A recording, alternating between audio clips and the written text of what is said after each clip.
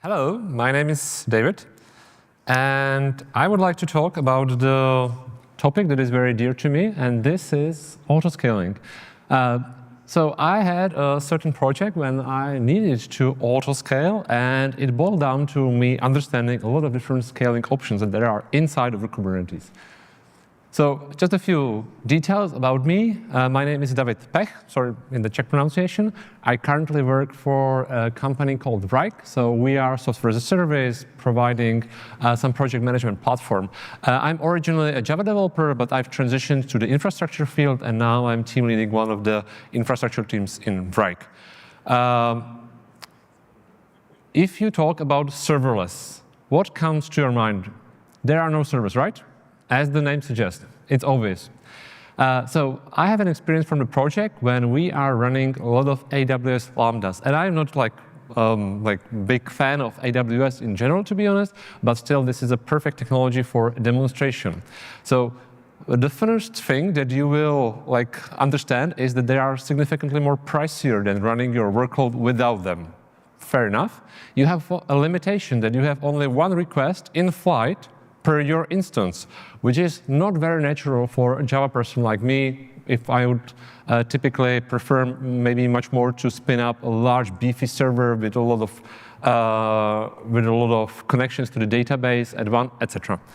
Also, maybe just a side note that the Lambdas itself did evolve significantly. So they are in demand. People are demanding much more of them in comparison to their original kickoff. So this is a scenario that we had, once upon a time, there is a day, and from something like 50 concurrent requests, almost instantly, under 2 minutes, we've scaled to 1,300. And for AWS Lambdas, this was completely transparent. We had a bug in the database, and basically the database got stuck, so all the requests up to some point that we had a threshold basically queued, something like this. Also, it costed us a lot. But since then, when I saw it, I'm trying basically to do the same thing, but of course, on the Kubernetes. So first thing that you could see from those graphs is that it was super fast. There is no bumping period or so. It just got straight to the roof. So for that particular scaling behavior, I very much like Lambdas. And I think that this is the top-notch behavior that you can get. But maybe let's see if we will try to imitate something like this ourselves. How close can we get? Maybe just a side note again, there are two serverless flavors typically, and people for some reason differentiate between something called a function as a service versus a container as a service, or a small serverless containers, how do you prefer to name it. From the technology perspective, they are not that different. If you have a function as a service, typically you have some wrapping tooling, so you just input the service, and you have some fancy CLI that packs it up, runs it and deploys it somewhere onto some specific cloud provider and such. For the container, you just have a Docker file, build it right, and you have the whole container. But from a technical perspective, they are typically very similar, and a lot of cloud providers even switch the naming back and forth.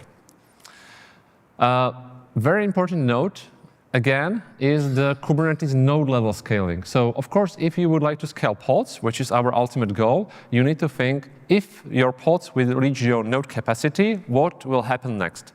And according to my observations, if you do not tune this, you can get up to 9 minutes. For example, this is from some Oracle Cloud example. If you really don't care about this at all, and you have some defaults, let's say, you can get to some significantly better numbers, but you are not typically allowed to get much better than those around 2 minutes at best.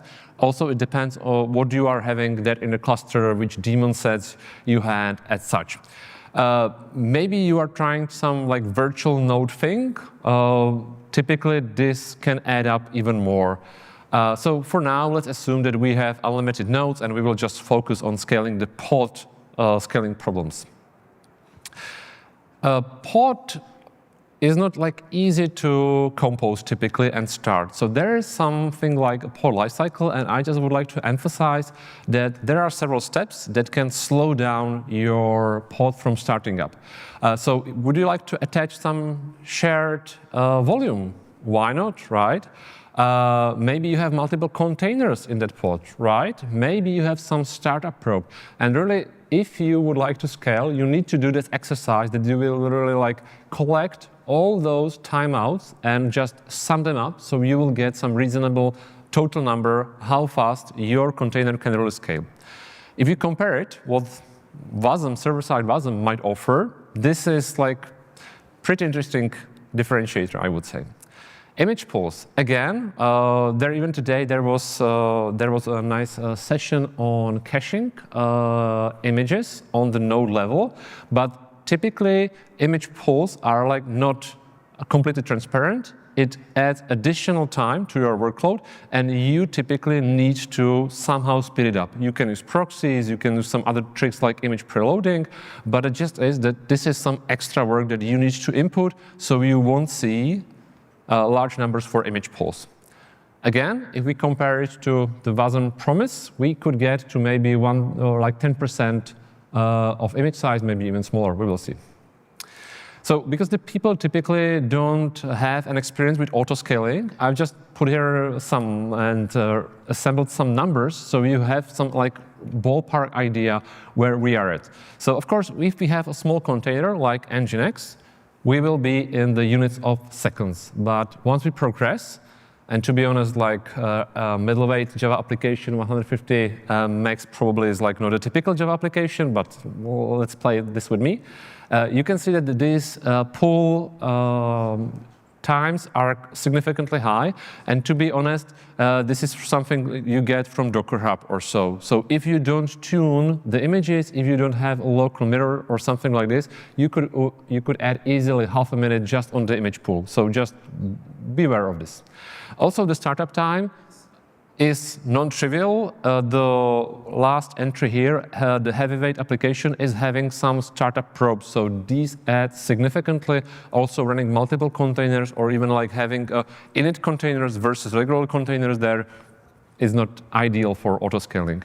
So when you will like try to understand scaling, it boils down to how does your application really look like from the Kubernetes like node level perspective, and what all features are you using. And typically, first thing you could do to improve those, you could slim it down in any dimension preferable. So what options do you have for scaling? Vanilla Kubernetes offers something called HPA, horizontal pool autoscaler. You define some metric. On that metric, you define some thresholds, and you can scale up and down, right? Well, I would say not quite. Because the scaling metric, even though it seems like an obvious choice, and it's like very easy to assess like on which metric we should scale, right? It's not typically so.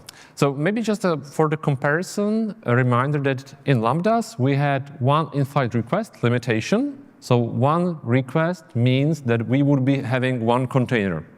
So imagine that we would be having 2,000 in-flight requests, right? Because the servers typically like need to handle such a load. And this analogy would mean that we would run 2,000 containers. This is probably not viable, right? In Kubernetes without WASM maybe. So if you would like to use the core metrics, there are two that define. You can use CPU or memory, or you can have some application specific. Also bear in mind that this is a reactive behavior, meaning that you will bump to some increased load. It will take some time before your increased elevated CPU is measured. It can be 15 seconds, you can maybe fine-tune it a bit, but even on some like enterprise workloads, I think that we are getting close to 1 minute, more likely. So it will even take 1 minute before your Kubernetes like installation will understand, okay, I should start scaling. And this is additional minute to your reaction for the scaling, right? So should we scale on the average memory maybe? So the top graph shows you the HTTP latency. So this is, let's say, the SLIs that we are having, what the customer is seeing. So if there is some bump to the up, this means that the latency is increased, and it's, of course, not desirable. In the middle, there is an average pod memory. So this is the calculation and the metric on which we really scale with HPA. And in the bottom, you can see individual pod memories, which is what is like really happening. And from the average pod memory, this is the only thing that the autoscaler sees. And it seems we are somewhere in the middle, right? It's completely OK. So the memory, as you can see here, has completely no correlation, or almost no correlation, to the HTTP latency like spikes. So maybe the memory is not a good thing. Also, if you look down, you could see that I think that this is some Rails application, for example. Even though people typically don't think about Rails, there is some garbage collection in Ruby, and it works in a way that it is slowly increasing over time. Then there is a large garbage collect event, and you can continue later on. So memory is completely inappropriate for this one. What about CPU, right? So the very same behavior. We have a comparison of latency. Sorry, the middle one has a bad name. It's not individual, but it's an average CPU. And the lower one is the individual CPU. So this is super flaky, as you can see. Again, from the average, you would say, we are utilized not more than 30% even in spikes. But we still have a very large latency differences. Like, how is it possible? So CPU, again, for our application is probably not the good thing to go with. Let's maybe try something like application-specific. And here is the very specific metric base for that particular Ruby application. You can see that we have at least some level of correlation between the average thread capacity, meaning how many threads are empty to take a request, versus what are the latencies. Again, it's not greatest, but still, this is the best we could do. So even though it seems like very obvious and easy to start with, the selection of the metrics is super tricky, non-trivial. And I've presented today just a single metric. Now let's imagine that you would be having two metrics, a combination, much more complex behavior could be introduced with simple scaling. So, and especially, if you select metrics that really do not correlate with the performance of the container, let's, in this example, CPU and memory could be combined, right? So let's create an API based on those two. It's a nonsense, and you will get the results that are completely not obvious, etc. I didn't mention it, but if you scale up, typically you would like to scale down also. And this is not an easy thing to do. This is another dimension of the problem. So scaling up is the easier part, I can tell you. So when you think about this and this challenge is introduced, I believe that that idea that we have only one request in flight may not be that bad, because we would get a very good metrics, because if we understand, OK, there are 5 containers running, so this means that there are 5 requests, maybe we can use it in many places downstream to understand better our scaling instead of this. Also, this is an example of how fast the reaction is. So I just wanted maybe to highlight that total amount of, and the reaction time, total reaction time, I mean from that point when your workload is overloaded, and through that moment that the metric server will understand that the average memory is elevated, up to the point that your new pod is scheduled, that your new pod has the volume attached, that your new pod is finally started and ready. It's not an easy one, and you will get probably in the units of minutes for the reaction. So this is how it can look like for a real application. This is really some day or some time frame from the real application, and you can see that around 5:30, probably there was some non-gentleman API client that almost crashed the application. We've scaled from 5 pods to something like 9, 8 or so. And then the API did stop, and the traffic was as usual, I would say. And at the end, around 7:45, there is some event which basically meant that from 7 pods we went to 9. We even created another node for it. But is it obvious from it? No, typically. And this is how the day scaling looks like. So just for you to understand, if you would like to scale your workloads, you will get a lot of graphs like this. You will need to dig through them, and they are not easy to understand, and they are super non-obvious to like tune them up. So if you have something like 24 scaling node scaling events per day, your workload will get very complex for debugging, etc., for performance and also error debugging. So I just want to point out that this is a lot of work, and you have very limited batch responses that you can get with this. So maybe there is some better technology, and I would like to talk a bit about Knative. So this is a technology that allows basically to encapsulate your container and add some abilities like have a queue in front of it and scale to 0. There is a separate CRD for it and such. It is quite simple to understand and use. And here I'm mimicking the same behavior, meaning that annotation is saying I would like to have only one request in flight. This is the architecture, and basically just to understand, your workload is that yellow one. So it will wrap it in a large pod with a queue, and optionally, if you would like to scale to 0, there is some component called activator. Not really need to understand it, but just want to highlight that it will grow your infrastructure, it will make it more complex. So I have a small demo. How fast can you run like 20 instances of Nginx? So I have prepared a cluster, and now I'm using some benchmarking tool, and I just want to like highlight that if you have an image pre-pulled, you just fire up the scaling, you have a very small image for a startup, it can be very fast, but also the behavior of the cluster is non-trivial, because you would see 20 requests like being frozen for 20 seconds, for 2 seconds before the Nginxes did start. Actually, they were not served by different Nginxes, but they were served by the first Nginx, because it started, it almost immediately served those 20 requests, and all other 19 that we have started is just a waste. So you will get a lot of complicated behavior with this. But the Knative is generally a very nice project. I can definitely recommend it. There is one small glitch, you need a service mesh. So we had a service mesh before, but still people typically consider it as some kind of complexity, which is for sure a good one. So let's maybe try to move on to the server-side WebAssembly. I would say that, for me, I'm an old person already, so it is very similar to what was the promise with Java. But anyway, if you are younger, maybe you know it from the browser side. And I would say that what I wanted to achieve here was to understand what WASM can offer, and if I maybe can replace Knative or even like the container model with something much more lightweight. So my understanding of the WASM is still kind of murky, because I understand all the benefits that, for example, the process should be sandboxed. You should have significantly smaller images.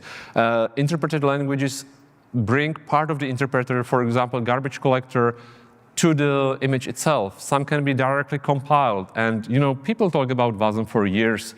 So it should be pretty mature, right?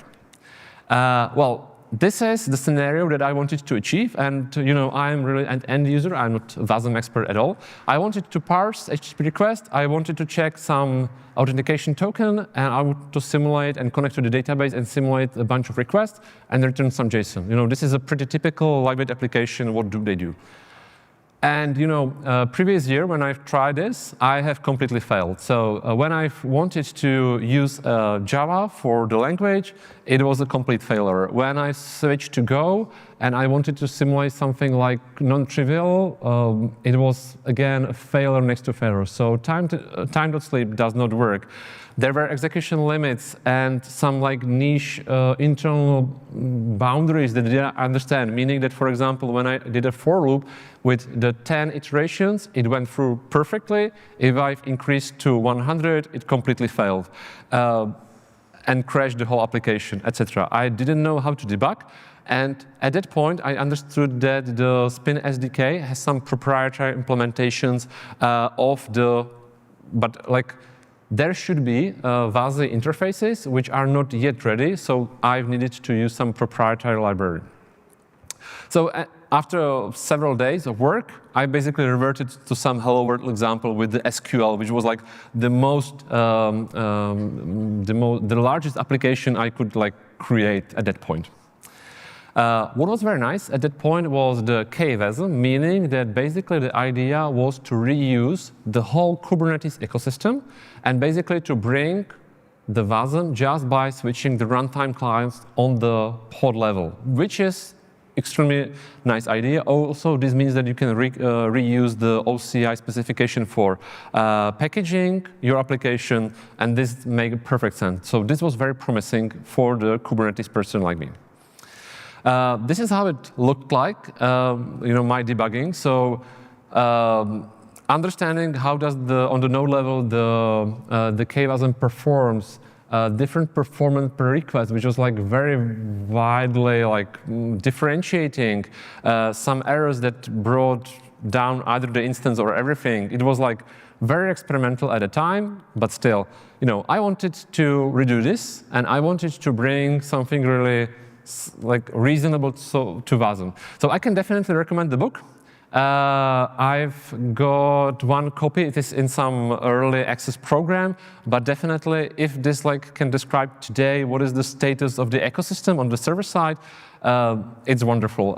And basically, even in the book, there are many references. This is experimental, or there should be a better documentation for this, and I can totally sign it. So finally, this was one of the resources that I was missing, meaning that it did link all the layers that are below what I wanted to know, so I could at least try to navigate through that minefield. So first thing that I would like to highlight is that in the WASM specification, there are some improvements. Of course, there is a new version coming already, but at least this one seems to be implemented a lot, or a lot of features from this, I think, currently work. It's still very hard for me as an end user to understand what is the maturity level of those libraries, if I can use it or not. KWASM was deprecated, as I understand it, or maybe discontinued is a better word, but I'm not 100% sure. SpinCube or WASM Cloud are currently the ways to go. SpinCube offers you a specific CRD, basically, very similar logic to KWASM, meaning that it basically makes the WASM workloads first-class citizens of the Kubernetes. WASM Cloud has a very different architecture. You've heard it probably on the session before, meaning that you have a platform with some messaging bus that you run the workloads inside of. But practically speaking, for my personal use case, I would still use the more recent version of Spin SDK. And I was able to achieve something, but still thinking and iterating on it, 1 year created a significant step forward, no doubt about it. And this is wonderful. But still, I feel that a lot of more documentation needs to be prepared, so the real people who are not WASM experts can get on board, can start maybe from some examples. Because one thing is that I couldn't create or I still can't create an application from scratch, not at all, no chance. But if I take some example and work from there, yeah, this is the path that I can currently take. I feel that still it is very relevant to explore it and continue this effort for pushing forward, because for a lightweight, serverless, small web application, it is still making a tremendous sense. Currently, if you get stuck, meaning that you will hit some boundary, some strange error on the level that you don't understand, it's probably very hard to continue forward. And it's very interesting to me because I've seen some demonstration of the emulated Ubuntu running inside of the WASM, which means that the engine and the runtime is capable of a lot of things, but still I am not able to push through with my applications, and there are a lot of limitations. So maybe just some just thinking or some approach that I was able to comprehend with trying to onboard WASM, partially failing, making a significant progress since the previous year, but still not there yet. So let's get back to the original question. Did we beat Lambdas? Well, not quite, right? So let's sum up. This is the first line belongs to Lambdas. If you don't tune your Kubernetes, you will get a very strange values, really such as this. If you tune Kubernetes a lot, you could get to some significantly better values. Knative basically offers you some orchestration layer, but does not offer you better values here. What might be very promising is the server-side WASM once it's ready. And I'm very much looking forward to it once it's ready. So that's all what I had. One bonus thing, if you will run and would like to try WASM, there is a very nice project container to WASM, which can basically transfer your current container and emulate it running on QEMU in the WASM. And this is definitely what I would like to explore in the future. That's it. Great, thank you. Whoop, there we go. Thank you very much. OK, so we have questions? There's got to be questions. And if there isn't, make one up. OK, we got 2 to be made up. Colin, you want to go first? Just to be clear, you were using Go there? Sorry? Were you using Go to try to make your application? Yes, I tried TinyGo. So 2024 and 2025? Both years. OK, yeah. Both years. The Java, I have not tried Java this year. Yeah, OK. Yeah, OK. Yeah. Do you still want your question? Nope, there goes the question right there. The fun part is that the people at Oracle and the Graal VM team have been doing a ton of work in the Java space, so we really... Promising. It's super promising work that's being done there, so I really look forward to that. OK, I got to get my glasses back on and do the proper introduction. Thank you so much again. Thank you.